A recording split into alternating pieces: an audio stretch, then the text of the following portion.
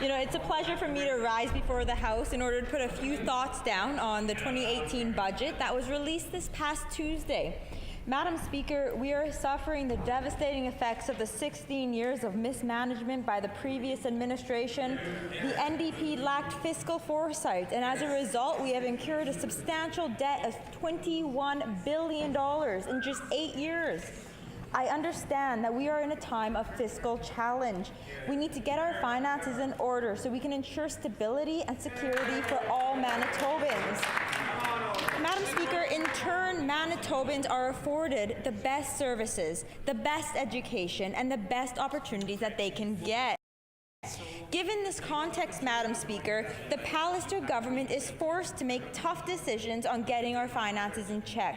While this is understandable, this does not give them license to make rather irrational cuts all around at the expense of the well-being of Manitobans today and in the future.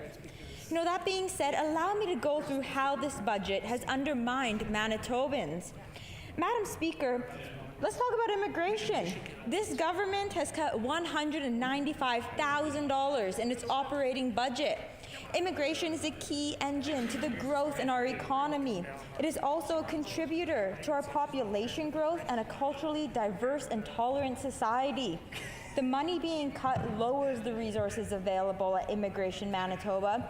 And when I asked about this during question period, where exactly the money was coming from, or rather being taken away from, I received a response not related to the question at all. This puts in jeopardy the resources available to process the applications that the Manitoba Provincial Nominee Program is receiving. What is shocking is the extent to which this government is taking money, also opportunities, Madam Speaker, away from immigrants. This government recently decided to charge new immigrants a $500 approval fee. Now they are taking away more resources that will help make the program process applications in a better manner. This is unfair for those who have taken the risk, for those whose lives are put on hold, and for those who want to come and contribute to our province. The second issue, Madam Speaker, is the funding for our post-secondary education. I cannot stress enough the importance of education here in Manitoba.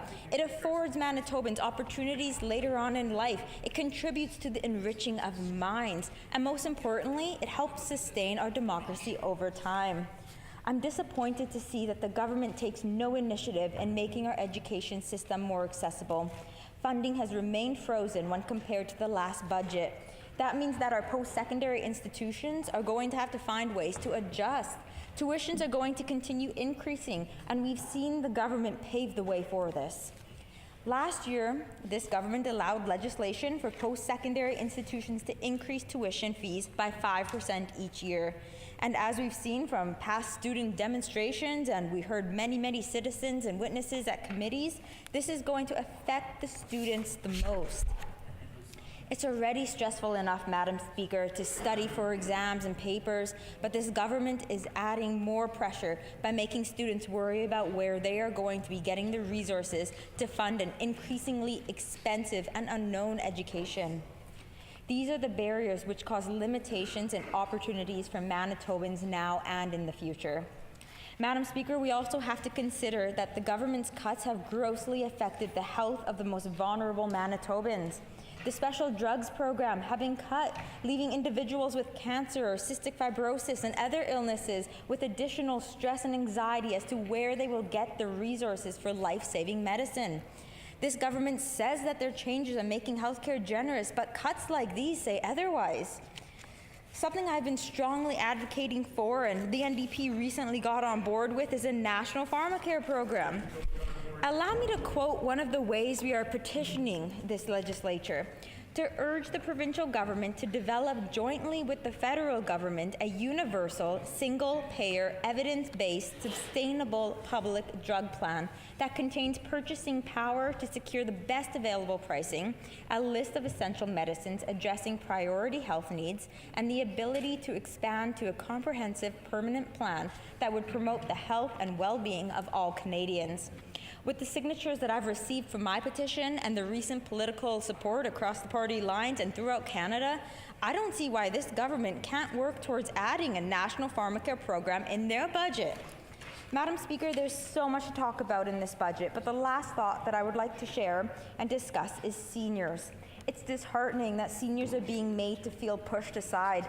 I know constituents, seniors in particular in Burrows, who are being forced to pay more in rent and laundry. Some of them are even being asked to leave their homes to make space for larger families. This is not fair, Madam Speaker. Seniors' day programs are going up, more than double in price. How are we supposed to encourage seniors to remain active and healthy if we take away their opportunities to do so? Madam Speaker, think about senior housing. I have yet, in the nearly 2 years of being elected, heard this government talk about supportive housing, retirement residence, 55-plus homes, or hospices. And I'm glad that they're talking about personal care homes, but this government needs to realize that this is not the only housing facility for seniors, and there are not nearly enough of them to go around. I could go on about the faults of this budget being based on poor decisions by this government and how it undermines Manitobans, but I'm choosing to end my thoughts with this. This government may have inherited a fiscal disaster, but it does not give them license to make cuts on programs that Manitobans have come to depend on and value. And this is something that they will have to justify to Manitobans when it comes time to go to the polls. Thank you.